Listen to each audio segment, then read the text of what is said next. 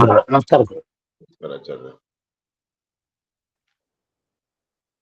ಸುಮತಿಭಿರನುಮೇಯಂ ಶುಭ್ರಕಾಯಂ ಸಖಾಯಂ ಸುಖಮಜಮನಪಾಯಂ ಮುಕ್ತ್ಯುಪಾಯಂ ವಿಮಾಯಂ ನೃಹಜಮಹಮಮೇಯಂ ಧ್ಯೇಯಮಮ್ನಾಜಗೇಯಂ ಸದಜಮಸದಜೇಯಂ ಶ್ರೀಸಹಾಜಂ ಭಜೇಯಂ ತಪಸ್ವಾಧ್ಯಾಯ ಶುಶ್ರೂಷಾ ಕೃಷ್ಣಪೂಜಾರತಂ ಮುನಿಂ ವಿಶ್ವೇಶಮಿಷ್ಟದಂ ವಂದೇ ಪರಿಮ್ರಾಟ್ ಚಕ್ರವರ್ತಿನಂ ಶ್ರೀಗುರುಭ್ಯೋ ನಮಃ ಹರಿಃ ಓಂ ಶ್ರೀಯಃ ಪತ್ಯೇ ನಿತ್ಯಾ ಗಣಿತ ಗುಣಮಾಣಿಕ್ಯ ವಿಶದ ಪ್ರಭಾಜಾಲೋಲ್ಲಾಸೋಪಹತ ಸಕಲಾವತ್ಯತಮಸೆ ಜಗಜ್ಜನ್ಮಸ್ಥೇಮ ಪ್ರಳಯ ರಚನಾಶೀಲ ವಪುಷೆ ನಮೋ ಶೇಷಾಂನಾಯ ಸ್ಮೃತಿ ಹೃದಯ ದೀಪ್ತಾಯ ಹರಯೇ ಯೇನ ಪ್ರಾದುರಭಾವಿ ಭೂಮಿ ವನಜೇ ವಿಸ್ತಾರಿ ಗೋಸಂತತಿಃ ಪ್ರಾಬೋಧಿಶ್ರುತಿ ಪಂಕಜಂ ಕರುಣಯಾ ಪ್ರಾಕಾಶಿತತ್ವಂ ಪರಂ ಧ್ವಾಂತಂ ಧ್ವಂಸಮನಾದಿ ಸಾಧುನಿಕರಶ್ಚಾಕಾರಿ ಸನ್ಮಾರ್ಗಗಃ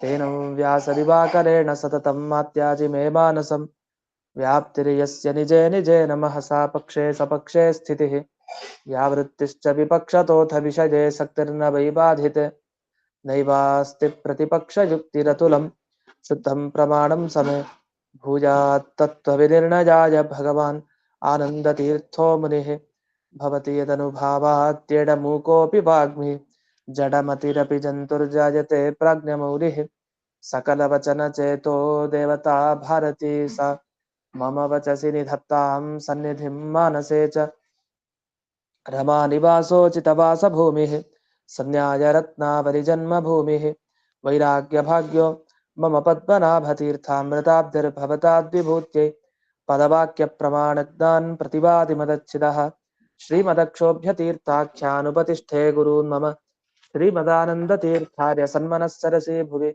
अनुव्याख्यान नलिने चञ्चरी कतिमे मनः न शब्दाब्धौ गाढाः न च निगमचर्चासु चतुराः न च न्याये प्रौढाः न च विदितवेद्या अपि वयं परं श्रीमत्पूर्णप्रमतिगुरुकारुण्यसरणिं प्रपन्नामान्यास्मः किमपि च वदन्तोऽपि महताम् ॐ नारायणं निखिलपूर्णगुणैकदेहं निर्दोषमाप्यतममप्यखिलैः सुवाक्यैः अस्योद्भवादितमशेषविशेषतोऽपि वन्द्यं सदा प्रियतमं मम सन्नमामि कुपिता हि पणच्छाया समीकृत्या परं सुखं सेवन्ते यत्पदं धीरास्तं भजे वल्लभं श्रियः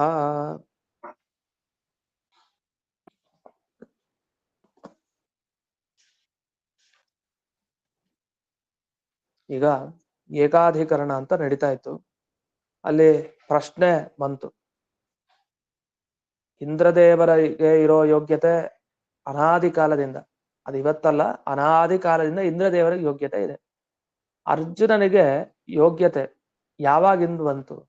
ಅದು ಅನಾದಿ ಕಾಲದಿಂದ ಇರೋದಲ್ಲ, ಯಾವಾಗ್ಲೋ ಬಂತಷ್ಟೆ. ಯಾಕೆ? ಇಂದ್ರ ಯಾವಾಗಲೂ ಅರ್ಜುನನ ರೂಪದಲ್ಲಿ ಇರ್ಲಿಲ್ಲ. ಕೃಷ್ಣಾವತಾರ ಆದಾಗ ಅರ್ಜುನ ರೂಪ ತಗೊಂಡು ಬಂದ ಅಷ್ಟೆ ಇಂದ್ರ. ಅವಾಗ ಅವನಲ್ಲಿ ಯೋಗ್ಯತೆ ಉಂಟಾಯ್ತು. ಅದರಿಂದ ಅನಾದಿ ಕಾಲದಿಂದ ಈ ಅರ್ಜುನನಲ್ಲಿ ಆ ಯೋಗ್ಯತೆ ಇಲ್ಲ. ಹಾಗಾಗಿ ನೀವು ದೇವರ ಧ್ಯಾನ ಮಾಡ್ಲಿಕ್ಕೆ ಅದು ಇವತ್ತಲ್ಲ, ಯಾವತ್ತಿಂದಲೂ ಅದು ಅಂದ್ರೆ ಜೀವ ಇರೋ ಕಾಲದಿಂದಲೂ ಅವನಲ್ಲಿ ಅನಾದಿ ಯೋಗ್ಯತೆ ಇರಬೇಕು ಅಂತ ಹೇಳಿದ್ರಲ್ಲ, ತಪ್ಪು. ಆವಾಗ್ಲಿಂದಲೂ ಯೋಗ್ಯತೆ ಇರಬೇಕು ಅಂತಿಲ್ಲ. ಅದು ನಮಗ್ ಗೊತ್ತಾಯ್ತು ಈಗ ಅರ್ಜುನ ಮತ್ತೆ ಇಂದ್ರದ ಉದಾಹರಣೆಯಲ್ಲಿ.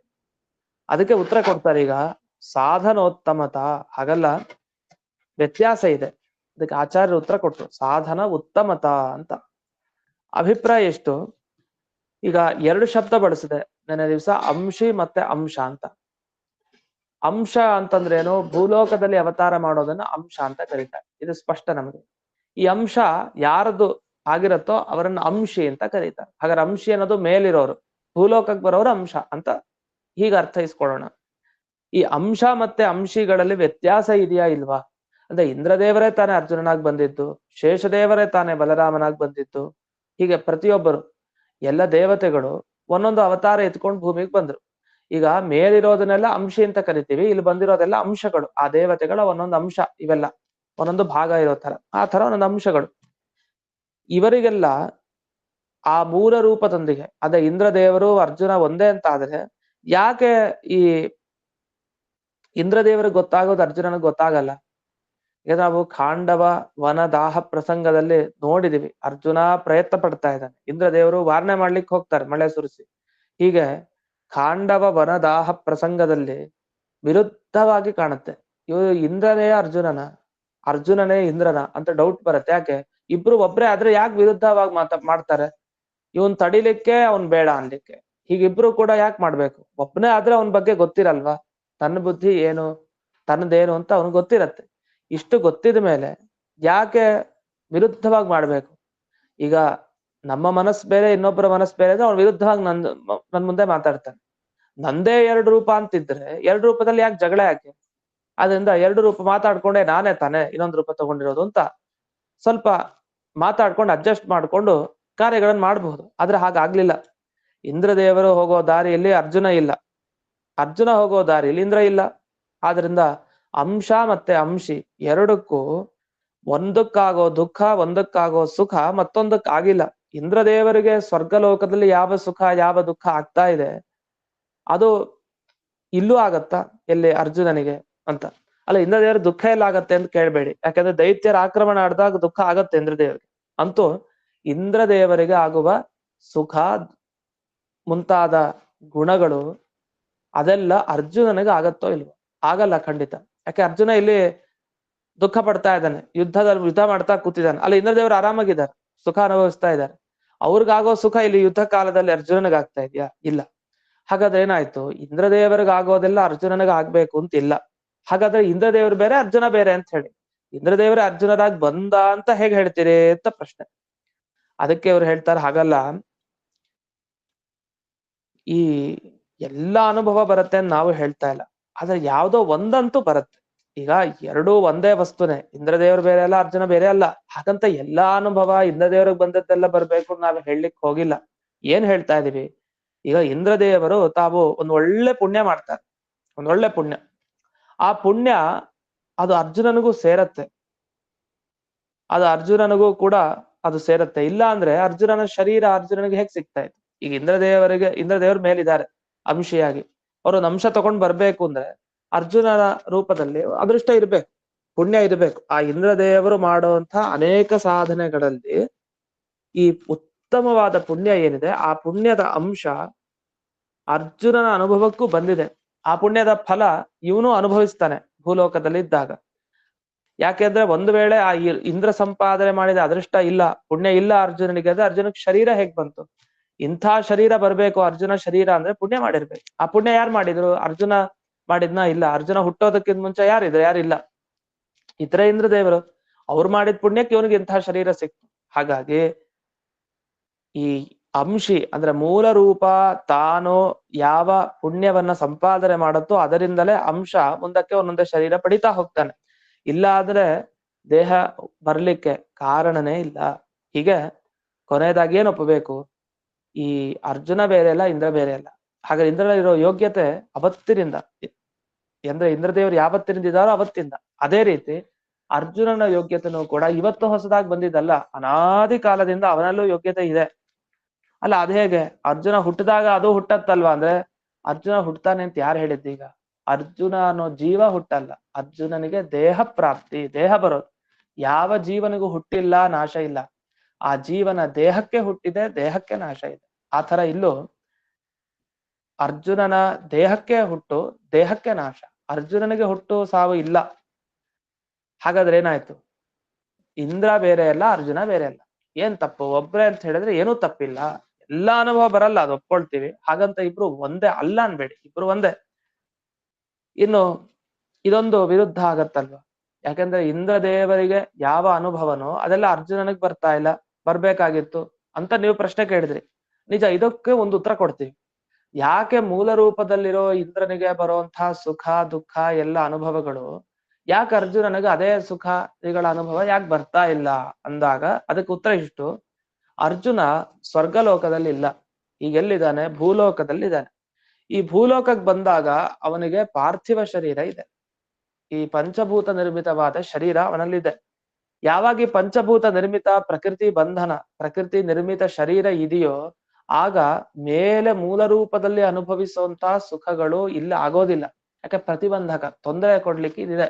ಈ ಪಾರ್ಥಿವ ಶರೀರ ಇರೋದ್ರಿಂದ ಇಂದ್ರದೇವರು ಏನ್ ಅನುಭವಿಸ್ತಾರೋ ಅದನ್ನ ಅರ್ಜುನ ಅನುಭವಿಸ್ತಾ ಇಲ್ಲ, ಅವನಿಗೆ ಗೊತ್ತಾಗ್ತಾ ಇಲ್ಲ. ಅಷ್ಟೇ ಅಲ್ಲ, ಇದರ ಮೇಲೆ ಇನ್ನೊಂದು ಕಾರಣ ಇದೆ. ದೇವರ ಶಕ್ತಿ, ಈಶ್ವರನ ಶಕ್ತಿ ತಡೀತಾ ಇದೆ. ಇಂದ್ರದೇವರು ಯಾವ ಸುಖ ಅನುಭವಿಸಿದ್ರು ಅದು ಅರ್ಜುನನಿಗೆ ಆಗ್ಬೇಕು, ಅದರ ಮಧ್ಯದಲ್ಲಿ ಮಧ್ಯಕ್ಕೆ ಬಂದು ನಿಂತು ಬಿಟ್ಟಿದೆ. ಯಾವುದು? ಈಶ್ವರನ ಶಕ್ತಿ, ಅವನ ಅಚಿಂತ್ಯದ್ಭುತ ಶಕ್ತಿ. ದೇವರ ಇಚ್ಛೆ ಹೇಗಿದೆ ಅಂದ್ರೆ ಇಂದ್ರನಿಗಾಗೋ ಕೆಲವು ಅನುಭವ ಅದು ಅರ್ಜುನನಿಗೆ ಆಗ್ಬಾರ್ದು ಅಂತಿದೆ. ಅದ್ ಹಾಗಿದ್ದ ಮೇಲೆ ಅದೇ ತಡೆ ಸಾಕು. ಅದೊಂದು ಪ್ರಬಲವಾದ ಪ್ರತಿಬಂಧಕ. ಈಗ ಯಾರೋ ನಮಗ್ ಸಹಾಯ ಮಾಡ್ಬೇಕು ಅಂತ ಇರ್ತಾರೆ, ಅವ್ರಿಗೆ ಮನಸ್ಸಿದೆ, ನಮಗ್ ಸಹಾಯ ಮಾಡ್ಬೇಕು ಅಂತಾನೂ ಇದೆ, ನಮಗ್ ಬಂದ್ ಕೊಡ್ಬೇಕು ಅಂತಾನೂ ಇದೆ.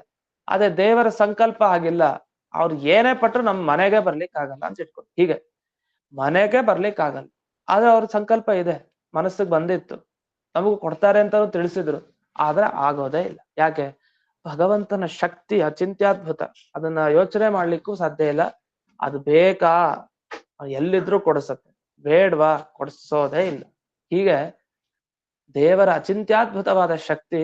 ಹಾಗೆ ಮನುಷ್ಯ ದೇಹವನ್ನ ಪಡೆದ ಅರ್ಜುನ, ಪಾರ್ಥಿವ ಪ್ರಕೃತಿ ನಿರ್ಮಿತ ಶರೀರವನ್ನ ಪಡೆದಿದ್ರಿಂದ ಅವನಿಗೆ ಇಂದ್ರದೇವರಿಗೆ ಏನಾಗ್ತಾ ಇದೆಯೋ ಅಂತಹ ಸುಖಾನುಭವ ಆಗ್ತಾ ಇದೆ. ಅಲ್ಲ, ಆದ್ರೆ ಇದೊಂದು ಗಮನಿಸ್ಬೇಕು. ಅರ್ಜುನ ಈಗ ಕೃಷ್ಣನ ವಿಶ್ವರೂಪ ನೋಡ್ದ ತನ್ನ ಜ್ಞಾನ ದೃಷ್ಟಿಯಿಂದ. ಈ ವಿಶ್ವರೂಪ ದರ್ಶನ ಇಂದ್ರದೇವರಿಗೆ ಆಗಿದೆ, ಅವ್ರಿಗಿಲ್ಲ ಅಂತ ಹೇಳೋಂಗಿಲ್ಲ. ಅಂದ್ರೆ ಬಿಂಬಾಪರೋಕ್ಷ, ಇದು ವಿಶ್ವರೂಪ, ಇಲ್ಲಿ ಬಿಂಬಾಪರೋಕ್ಷ ಅಂತ ಏನಿದೆ ಅಂದ್ರೆ ಅರ್ಜುನ ತನ್ನ ಹೃದಯದ ಒಳಗಡೆ ಇರೋ ದೇವರನ್ನ ಸಾಕ್ಷಾತ್ತಾಗಿ ನೋಡ್ತಾನಲ್ಲ, ಈ ದರ್ಶನ ಇಂದ್ರ ದೇವರಿಗೆ ಆಗತ್ತೆ. ಅದನ್ನ ಒಪ್ಪಿದ್ದಾರೆ, ಇಂದ್ರ ಅನುಭವಕ್ಕೆ ಅದಿದೆ. ಒಂದ್ ವೇಳೆ ಬೇರೆ ಬೇರೆ ಅಂದ್ರೆ ಇಂದ್ರನಿಗೆ ಅಂತ ದೇವರ ದರ್ಶನನೇ ಆಗ್ಬಾರ್ದು. ಯಾಕಂದ್ರೆ ಯಾವತ್ತು ದೇವತಾ ಪದವಿಗೆ ಹೋಗ್ಬೇಕು ಅಂದ್ರೆ ದೇವರ ದರ್ಶನ ಇಲ್ಲದೆ, ಅಪರೋಕ್ಷ ಜ್ಞಾನ ದೇವತಾ ಪದವಿ ಹತ್ತೋದೇ ಇಲ್ಲ, ಆಗೋದೇ ಇಲ್ಲ. ಒಬ್ಬ ದೇವತೆ ಅಂತ ಆಗ್ಬೇಕು ಅಂದ್ರೆ ಅವ್ನ್ ದೇವರನ್ನ ನೋಡಿರ್ಲೇಬೇಕು.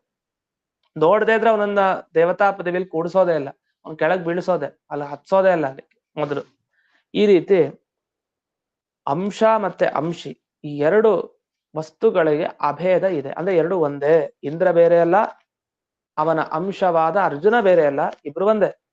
ಹಾಗಂತ ಯೋಗ್ಯತೆನೂ ಇಬ್ರದು ಒಂದೇ. ಅದು ಇಂದ್ರನಿಗೆ ಇರೋ ಕಾಲದಿಂದಲೂ ಈ ಅರ್ಜುನನಿಗೂ ಕೂಡ ಇದೆ.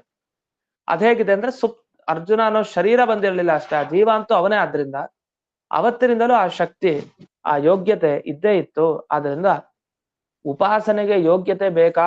ಸ್ವರೂಪ ಯೋಗ್ಯತೆ ಬೇಕಾ? ಉಪಾಸನೆ ದೇವರ ಧ್ಯಾನ ಮಾಡ್ಲಿಕ್ಕೆ ಅಂದ್ರೆ ಹೌದು, ಬೇಕೇ ಬೇಕು ಅಂತ ಈ ಪ್ರಶ್ನೆಗೆ ಉತ್ತರ ಕೊಟ್ಟಾಗಾಯ್ತು.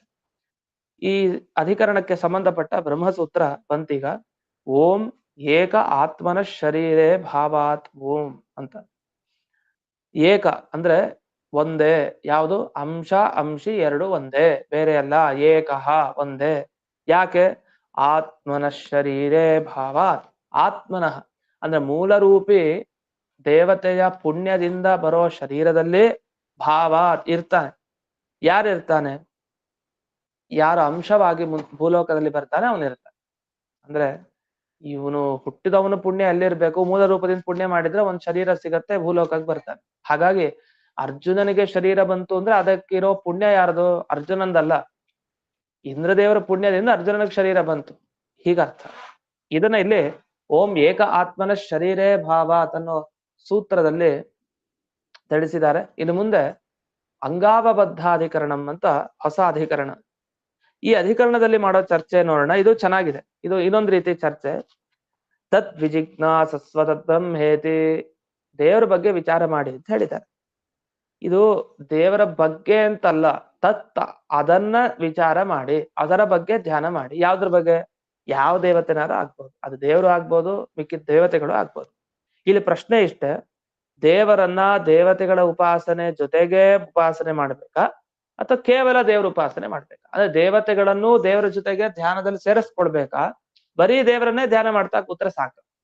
ಯಾಕಂದ್ರೆ ನಮ್ಗೆ ಕೆಲಸ ಆಗ್ಬೇಕಾಗಿದ್ ಯಾರಿಂದ? ದೇವರಿಂದ ಕೆಲಸ ಆಗ್ಬೇಕು. ನಮ್ಗೆ ದೇವತೆಗಳಿಂದ ಏನು? ದೇವತೆಗಳಿಗೂ ಕೆಲಸ ಆಗ್ಬೇಕು ಅಂದ್ರೆ ದೇವರ ಹತ್ರನೇ ಹೋಗ್ಬೇಕಲ್ಲ ಅವರು. ಮತ್ ನಾವ್ ಯಾಕೆ ದೇವತೆಗಳನ್ನು ಹಿಡಿಬೇಕು? ಎಲ್ಲ ದೇವತೆಗಳನ್ನ ಪಕ್ಕಕ್ಕಿಟ್ಟು ದೇವರು ಮುಖ್ಯ ನಮ್ಗೆ. ಎಲ್ರಿಗೂ ದೇವರೇ ಮುಖ್ಯ ಅಂದ್ಮೇಲೆ ಆ ದೇವರನ್ನ ಹಿಡಿದ್ರೆ ಸಾಕಲ್ಲ, ದೇವರ ಧ್ಯಾನ ಮಾಡಿದ್ರೆ ಸಾಕು. ಅದು ಬಿಟ್ಟು ದೇವರನ್ನ ಯೋಚನೆ ಮಾಡಿ ಅವನ ಹಿಂದೆ ಇರೋ ಈ ಎಲ್ಲ ದೇವತೆಗಳ ಯೋಚನೆ ಮಾಡೋದು ಯಾಕೆ ಅಂತ. ಹೀಗೆ ಈ ಅಂಗಾವಬದ್ಧಾಧಿಕರಣದಲ್ಲಿ ಬರುವಂತಹ ವಿಷಯ. ಈ ಸಂಶಯ ಏನು ತೋರಿಸಿದ್ರು, ಇದ್ರ ಬಗ್ಗೆ ಪೂರ್ವ ಪಕ್ಷಿ ತಾನು ಪ್ರಶ್ನೆಯನ್ನ ಮಾಡ್ಕೊಳ್ತಾನೆ. ಅದ್ರ ಮುಂಚೆ ಇದೊಂದು ಸ್ವಲ್ಪ ಸಂಶಯವನ್ನೇ ಬಿಡಿಸ್ತಾರೆ. ಈಗ ಬೇರೆ ದೇವತೆಗಳ ಉಪಾಸನೆ ಮಾಡ್ಬೇಕು ಅಂತ ಒಂದ್ ವೇಳೆ ಇಟ್ಕೊಳ್ಳೋಣ. ಈಗ ದೇವರ ಉಪಾಸನೆ ಮಾಡ್ಬೇಕು ಸರಿ, ದೇವರ ಉಪಾಸನೆಯ ಜೊತೆಗೆ ದೇವತೆಗಳ ಉಪಾಸನೆನೂ ಮಾಡ್ಬೇಕು, ಧ್ಯಾನ ಮಾಡ್ಬೇಕು. ಆದ್ರೆ ಧ್ಯಾನ ಮಾಡ್ಬೇಕಾದ್ರೆ ಏನ್ ಸಂಶಯ ಅಂದ್ರೆ, ಈಗ ಒಬ್ಬ ದೇವತೆ ಗುಣ ತಿಳ್ಕೊಳ್ತೀವಿ, ಒಂದ್ 10 20 ಗುಣ ತಿಳ್ಕೊಳ್ತೀವಿ. ಏನ್ ಮಾಡ್ತೀವಿ, ಇನ್ನೊಬ್ಬ ದೇವತೆನಲ್ಲೂ ಅಷ್ಟೇ ತಿಳ್ಕೊಂಡ್ಬಿಡ್ತೀವಿ. ಈಗ ವಾಯುದೇವರಲ್ಲಿ ಒಂದ್ 100 ಗುಣ ಇತ್ತು, ರುದ್ರದೇವರಲ್ಲೂ 100 ಗುಣ ತಿಳ್ಕೊಂಡ್ಬಿಟ್ಟೆ ಅಂತ ಇಟ್ಕೊಳ್ಳಿ, ಅಪರಾಧ ಆಗೋಯ್ತು. ಯಾಕಂದ್ರೆ ತಾರತಮ್ಯ ಜ್ಞಾನ ಇಲ್ಲದೇನೆ ಒಬ್ಬ ದೇವತೆಗಳಲ್ಲಿ ತಿಳ್ಕೊಂಡಿರೋ ಗುಣ ಇನ್ನೊಬ್ಬ ಅಧಮ ದೇವತೆಯಲ್ಲಿ ತಿಳ್ಕೊಂಡ್ಬಿಟ್ರಿ, ಅದು ಅಪರಾಧ ಆಗೋಯ್ತು. ಇದು ಮಾಡ್ಬೇಕಾ ಬೇಡ್ವಾ? ಒಬ್ಬ ದೇವತೆಯಲ್ಲಿ ಎಷ್ಟು ಗುಣ ತಿಳ್ಕೊಳ್ತೀವೋ ಅಷ್ಟೇ ಗುಣನ ಇನ್ನೊಬ್ಬ ದೇವತೆಯಲ್ಲಿ ತಿಳ್ಕೊಳ್ಬೇಕಾ ಬೇಡ್ವಾ? ಇದೊಂದು ಪ್ರಶ್ನೆ ಆಮೇಲೆ ಬರುತ್ತೆ. ಅದಕ್ಕೊಂದು ಉದಾಹರಣೆ ಕೊಡ್ತಾರೆ. ಈಗ ಲೋಕದಲ್ಲಿ ಒಬ್ಬನಿಗೆ ಯಾವ ರೀತಿ ಸತ್ಕಾರ ಮಾಡುತ್ತಾರೋ ಇನ್ನೊಬ್ಬನಿಗೂ ಅದೇ ಮಾಡ್ತಾರೆ. ಈಗ ಒಬ್ಬನಿಗೊಂದು ಪ್ರಶಸ್ತಿ ಕೊಟ್ರು, ಒಂದೇನೋ ಇದು ಕೊಟ್ರು, ಇನ್ನೊಬ್ಬನಿಗೂ ಅದೇ ಪ್ರಶಸ್ತಿ ಮುಂದಿನ ವರ್ಷದಲ್ಲಿ ಅದೇ ರೀತಿ, ಎಲ್ಲ ವ್ಯತ್ಯಾಸ ಏನಿಲ್ಲ. ಅವನು ತುಂಬಾ ದೊಡ್ಡ ವಿದ್ವಾಂಸ, ಇನ್ನೊಬ್ಬ ಮಾಮೂಲಿ ವಿದ್ವಾಂಸ. ಉತ್ತಮ ವಿದ್ವಾಂಸನಿಗೂ ಅದೇ ಪ್ರಶಸ್ತಿ, ಅದೇ ಶಾಲು, ಅದೇ ಸಂಭಾವನೆ. ಇನ್ನು ಅಧಮ ವಿದ್ವಾಂಸನಿಗೂ ಕೂಡ ಅದೇ ರೀತಿ ಸಂಭಾವನೆ, ಪ್ರಶಸ್ತಿ ಎಲ್ಲ ಅದೇ. ಲೋಕದಲ್ಲಿ 2 ಕ್ರಮ ಕಂಡಿದೆ. ಒಂದು ಉತ್ತಮನಾಗ್ಲಿ ಅಧಮನಾಗ್ಲಿ ವಿದ್ವಾಂಸ, ಅವನು ಹಿಂದಿನ ವರ್ಷ ಕೊಟ್ಟಿದ್ದು ಇನ್ನು ಮುಂದಿನ ವರ್ಷ ಅದೇ ಕೊಟ್ಟರು, ಅಷ್ಟೇ, ವ್ಯತ್ಯಾಸ ಏನಿಲ್ಲ. ಆದ್ರೆ ಕೆಲವು ಕಡೆ ಹಾಗಲ್ಲ, ಅವನು ಉತ್ತಮ ಅಲ್ವಾ, ಅವನು ತುಂಬಾ ಓದಿದಾನೆ, ತುಂಬಾ ತಿಳ್ಕೊಂಡೆ, ಹಾಗಾಗಿ ಅವನಿಗೆ ವ್ಯತ್ಯಾಸ ಎಲ್ಲಾದ್ರಲ್ಲೂ ಬೇರೆ. ಅವನ ಪ್ರಶಸ್ತಿ ಹೆಸರು ಬೇರೆ, ಸಂಭಾವನೆ ಬೇರೆ, ಎಲ್ಲನೂ ಬೇರೆ ಬೇರೆ ರೀತಿ. ಅವನ ಸನ್ಮಾನ ಮಾಡೋ ಕ್ರಮನೇ ಬೇರೆ. ಇನ್ನೊಬ್ಬ ಅಂಥ ವಿದ್ವಾಂಸನಲ್ಲ, ಅವನಿಗೇನೋ ಅವ್ನ ವಿದ್ಯೆಗೆ ತಕ್ಕ ಹಾಗೆ ಎಷ್ಟು ಬೇಕೋ ಅಷ್ಟು ಸನ್ಮಾನ, ಒಟ್ಟು ಸನ್ಮಾನ ಇದೆ, ಅದ್ರಲ್ಲೇನಿಲ್ಲ. ಆದ್ರೆ ಸತ್ಕಾರದಲ್ಲಿ ವ್ಯತ್ಯಾಸ ಇಲ್ಲ. ಹಾಗಾದ್ರೆ ಲೋಕದಲ್ಲಿ 2 ತರ ಕಂಡಿದೆ. ಸತ್ಕಾರ ಒಬ್ಬನಲ್ಲಿ ಮಾಡಿದ್ದು ಇನ್ನೊಬ್ಬರಿಗೆ ಹಾಗೆ ಮಾಡೋದು ಕಂಡಿದೆ. ಅವನ ಯೋಗ್ಯತೆ ಎಲ್ಲ ನೋಡ್ಲಿಕ್ಕೆ ಹೋಗಲ್ಲ, ಒಂದೇ, ಎಲ್ರಿಗೂ ಒಂದೇ, ಒಂದೇ ನಿಯಮ ಅಂತ. ಕೆಲವ್ರು ಹಾಗಲ್ಲ, ಇವ್ರಿಗೇನು ಆ ವಿದ್ಯೆಗಿದೆಯೋ ತಕ್ಕದಾಗ ಅಷ್ಟು ಮರ್ಯಾದೆ, ಇನ್ನೊಬ್ರಿಗೆ ಎಷ್ಟು ತಕ್ಕದ ಅಷ್ಟು ತಕ್ಕದಾಗಿ, ತಾರತಮ್ಯ ಕ್ರಮವಾಗಿಯೂ ಕೂಡ ಮರ್ಯಾದೆ, ಸತ್ಕಾರ ಎಲ್ಲ ಇದೆ. ಈಗ ನಮ್ಮ ಪ್ರಶ್ನೆ ಇಷ್ಟೇ, ಒಬ್ಬ ದೇವತೆಯನ್ನ 10 ಗುಣಗಳಿಂದ ಧ್ಯಾನ ಮಾಡಿದಾಗ ಇನ್ನೊಬ್ರಿಗೂ ಅಷ್ಟೇ ಗೌರವ ಕೊಡ್ತೀರಾ, ಸ್ವಲ್ಪ ಕಡಿಮೆ ಮಾಡ್ತೀರಾ, ಜಾಸ್ತಿ ಮಾಡ್ತೀರಾ? ಎಡವಟ್ಟು. ಅದಕ್ಕೆ ಇವೆಲ್ಲ ಬೇಡ, ಸುಮ್ನೆ ಯಾಕೆ ಬೇಕು? ದೇವರನ್ನ ಪೂಜೆ ಮಾಡ್ಬೇಕಾದ್ರೆ ನೀವೇನು ಉತ್ತರ ಕೊಡ್ಬೇಕು? ಇಲ್ಲ, ಬ್ರಹ್ಮಾದಿ ದೇವತೆಗಳನ್ನು ಧ್ಯಾನ ಮಾಡ್ಲೇಬೇಕು ದೇವರ ಜೊತೆಗೆ. ಯಾಕೆಂದ್ರೆ ದೇವತೆಗಳು ದೇವರ ಪರಿವಾರ. ಯಾವತ್ತು ಪರಿವಾರವನ್ನ ಬಿಟ್ಟು ಬರೀ ದೇವರನ್ನ ಧ್ಯಾನ ಮಾಡಿದ್ರೆ ದೇವರಿಗೆ ಸಂತೋಷ ಆಗಲ್ಲ. ಹಾಗಾಗಿ ಪರಿವಾರತಯ ಜ್ಞೇಯ, ಪರಿವಾರ ರೂಪದಿಂದಲೂ ಬ್ರಹ್ಮಾದಿ ದೇವತೆಗಳ ಆರಾಧನೆಯನ್ನ ಮಾಡ್ಬೇಕು. ಪರಿವಾರತೆಯ ಗ್ರಾಹ್ಯ ಅಪಿಹೇಯ ಪ್ರಧಾನತಃ, ಮುಖ್ಯವಾಗಿ ಬ್ರಹ್ಮಾದಿ ದೇವತೆಗಳಿಗೆ ಬೆಲೆ ಇಲ್ಲ. ಆದ್ರೆ ದೇವರನ್ನ ಇಟ್ಟುಕೊಂಡಾಗ ಮುಖ್ಯವಾಗಿ ಆ ದೇವರ ಪರಿವಾರ, ಸುತ್ತಲೂ ಇರೋ ದೇವತೆಗಳು ಅಂತ ಚಿಂತಿಸ್ಬೇಕು. ಯಾಕಂದ್ರೆ ಪರಿವಾರ ಅಂದ್ರೇನು? ಪರಮಾತ್ಮನ ಮಕ್ಕಳು, ಮೊಮ್ಮಕ್ಕಳು, ಮರಿಮಕ್ಕಳು, ಹೀಗೆ ತಾನೆ ಇನ್ ಮಿಕ್ಕಿದ ದೇವತೆಗಳೆಲ್ಲ. ಆಗ ಅವರನ್ನೆಲ್ಲ ಚಿಂತಿಸ್ತಾ ಇದ್ರೆ ಪರಮಾತ್ಮನಿಗೆ ಸಂತೋಷ ಆಗಲ್ಲ. ಆ ನಿಟ್ಟಿನಲ್ಲಿ ಅವ್ರನ್ನೆಲ್ಲ ಧ್ಯಾನ ಮಾಡ್ಬೇಕು ಅಂತ ಅರ್ಥ. ಆದ್ರೆ ಈ ತರ ನೀವು ಬ್ರಹ್ಮಾದಿ ದೇವತೆಗಳನ್ನ ಧ್ಯಾನ ಮಾಡ್ತೀರಿ ಅಂದ್ರೆ ನಮ್ದೊಂದು ಪ್ರಶ್ನೆ ಇದೆ. ಈಗ ಈ ಎಲ್ಲಾ ಬ್ರಹ್ಮಾದಿ ದೇವತೆಗಳಲ್ಲಿ ಒಂದೇ ತರ ಧ್ಯಾನ ಮಾಡ್ತಿರೋ? ಅಂದ್ರೆ ಈಗ ಬ್ರಹ್ಮದೇವರು ಒಬ್ಬ ದೇವತೆ, ವಾಯು ಅವನು ಒಬ್ಬ ದೇವತೆ, ರುದ್ರ ಅವನು ಒಬ್ಬ ದೇವತೆ, ಎಲ್ಲ ದೇವತೆಗಳನ್ನ ದೇವತೆ ಅಂತ ಇಷ್ಟೇ ಧ್ಯಾನ ಮಾಡ್ತಿರೋ, ಅಥವಾ ಅಲ್ಲಿ ಸ್ವಲ್ಪ ವ್ಯತ್ಯಾಸ ಮಾಡ್ತಿರೋ? ಅಂದ್ರೆ ಬ್ರಹ್ಮದೇವರಲ್ಲಿ ಸ್ವಲ್ಪ ಜಾಸ್ತಿ ಗುಣ, ಮತ್ತೆ ರುದ್ರದೇವರಲ್ಲಿ ಕಡಿಮೆ ಅವರಿಗಿಂತ, ಹೀಗ್ ಮಾಡ್ತಿರೋ? ಹೇಗ್ ಮಾಡ್ತೀರಿ? ಅದರಿಂದ ಇದೆಲ್ಲ ಸುಮ್ನೆ ಕಷ್ಟ, ಎಲ್ಲ ಪ್ರಸಂಗ ಬೇಡ ಬೇಡ. ಯಾಕಂದ್ರೆ ಕೆಲವರಲ್ಲಿ ಇರೋ ಅಸಾಧಾರಣ ಗುಣ ಒಬ್ರಲ್ಲಿ ಮಾತ್ರ, ಅವ್ನು ತುಂಬಾ ಯೋಗ್ಯತಾವಂತ ಇರ್ತಾನೆ, ಅವನ ಗುಣ ಎಲ್ಲ ತಗೊಂಡು ಇನ್ಯಾರೋ ಅಧಮನಲ್ಲಿ ಹೋಗ್ಬಿಟ್ಟು ಏನೂ ಇಲ್ದೇ ಇರೋ ಹತ್ರ ಹೋಗ್ಬಿಡ್ಬಿಡೋದು ಆ ಗುಣ ತಗೊಂಡು. ಈಗ ಲೋಕದಲ್ಲಿ ವಿಪರೀತನೂ ಆಗೋದಿದೆ. ಅವ್ನಿಗೆ ಯೋಗ್ಯತೆನೇ ಇರಲ್ಲ, ತುಂಬಾ ಕೆಳಕ್ಕಿರ್ತಾನೆ, ಅವ್ನ್ ಸಿಕ್ಕಾಬಟ್ಟೆ ಹೋಗ್ಲಿ ಮೇಲೆ ಅಟ್ಟಕ್ಕೇರಿಸ್ಬಿಡೋದು. ಇನ್ನೊಬ್ಬ ಎಲ್ಲ ಯೋಗ್ಯತೆ ಇರುತ್ತೆ, ಮೇಲಕ್ಕಿರ್ತಾನೆ, ಅವ್ನ್ ಕೆಳಗಿಳಿಸ್ಬಿಡೋದು. ಈಗ ವಿಪರೀತವಾಗಿ ಗೌರವ ಸತ್ಕಾರಗಳು ಕೂಡ ನಡೆಯುತ್ತೆ ಲೋಕದಲ್ಲಿ. ಹೀಗೆಲ್ಲ ಎಡವಟ್ಟಾಗ್ಬಿಡುತ್ತೆ, ಬೇಡವೇ ಬೇಡ. ಅದಕ್ಕೆ ದೇವರ ಧ್ಯಾನ ಮಾಡಿದ್ರೆ ಸಾಕು, ಈ ದೇವತೆಗಳ ಉಪಾಸನೆಗೆ ಹೋಗೋದೇ ಬೇಡ ಅಂತ ಹೀಗೆ ಒಂದು ಪ್ರಶ್ನೆ ಬಂದ್ ನಿಂತಿದೆ. ಇದರ ಮೇಲೆ ಅವ್ರು ಕೊಡುವಂತಹ ಕಾರಣ, ಅದಕ್ಕೆ ಆಮೇಲೆ ಸಿದ್ಧಾಂತ ಉತ್ತರ ಏನ್ ಕೊಡ್ತಾರೆ ಅನ್ನೋದನ್ನ ನಾಳೆ ದಿವಸ ನೋಡೋಣ ಅಂತ ಹೇಳ್ತಾ ಇಂದಿನ ಪಾಠವನ್ನ ಸ್ಮದ್ ಗುರುವಂತರ್ಗತ ವ್ಯಾಸತೀರ್ಥ ಗುರುವಂತರ್ಗತ ಭಾರತೀಯ ಮುಖ್ಯ ಪ್ರಾಣ ಅಂತರ್ಗತ ಶ್ರೀಮನ್ಮೂಲ ಗೋಪಾಲಕೃಷ್ಣನಿಗೆ ಅರ್ಪಣೆ ಮಾಡ್ತೇನೆ. ಶ್ರೀಕೃಷ್ಣ ಅರ್ಪಣೆ.